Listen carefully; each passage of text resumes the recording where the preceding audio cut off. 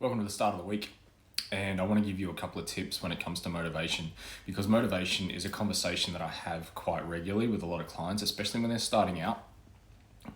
And of course, when we first start things, we kind of give it a bit of a crack, and we're all keen to get ready. And I'm ready to start this, and once I've signed up to this, I've got this super keto paleo diet that I'm going to do, and I'm going to be working out 7 days a week, and everything's going to be fantastic. And I get all my energy up and raring, and I sort of, put everything into the new program that I'm going to do. But how long does it last? Right?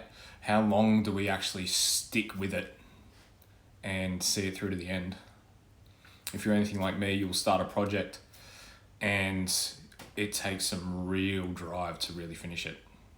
And there are so many unfinished projects out there that we've started along the way, especially if you're neurodivergent, ADHD, or anything along those lines.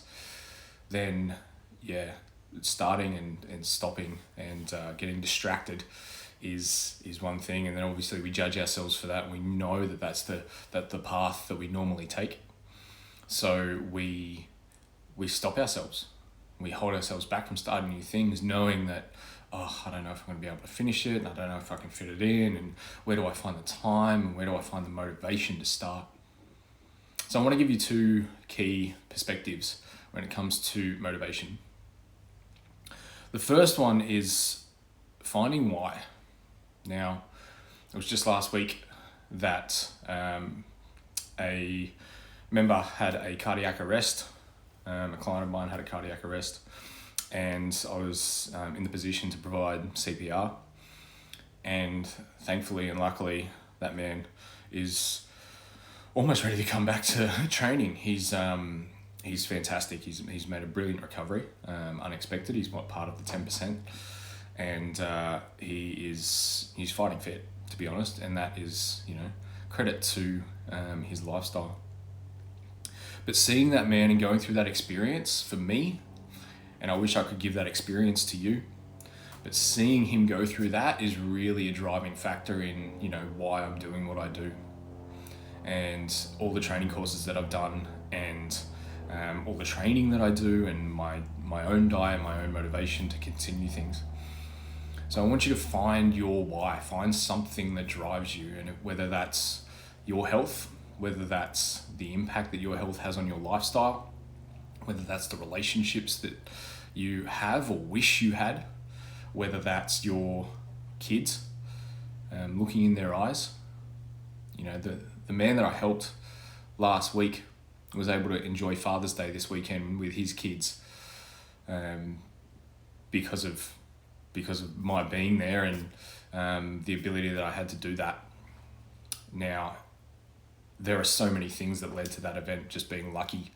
The fact that he hadn't left the facility yet, the fact that he wasn't on the way to work, and the timing was right, and the people around were just right. So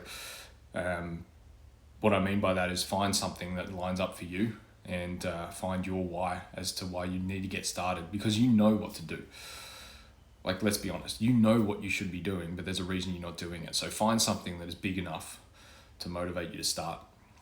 And the other thing I wanted to sort of bring up is expectations, managing your expectations.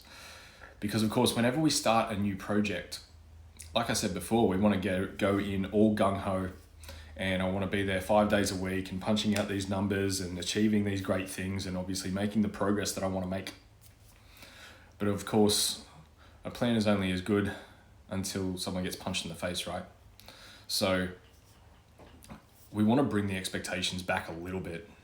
Okay, it's good to have fantastic goals, and it's good to have these outcome driven purposes, but we got to remember that the actual goal is the process. The actual goal is the person you become along the way to achieving those bigger things, to achieving those outcomes.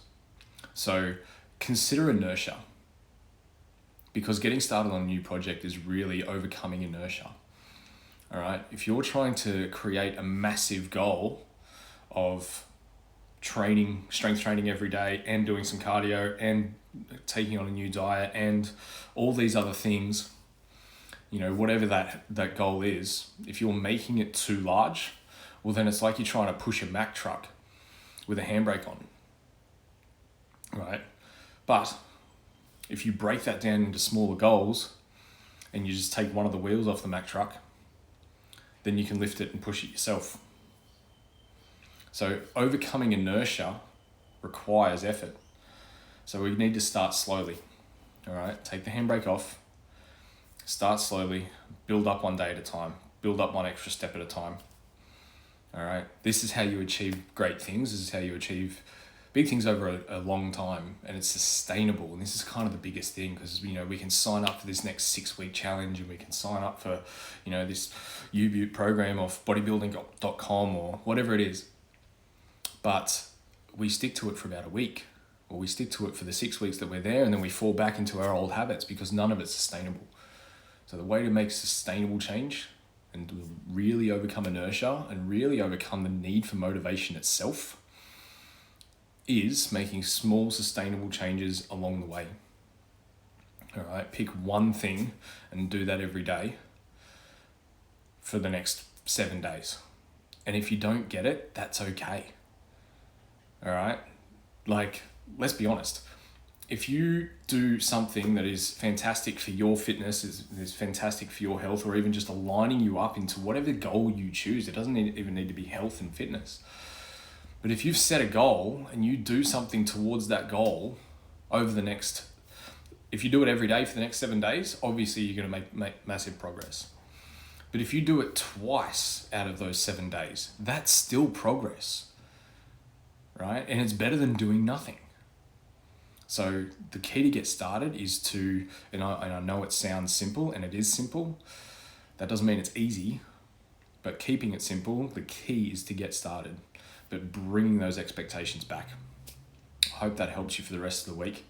And if you do need a hand with the next step to take, you know where to find me.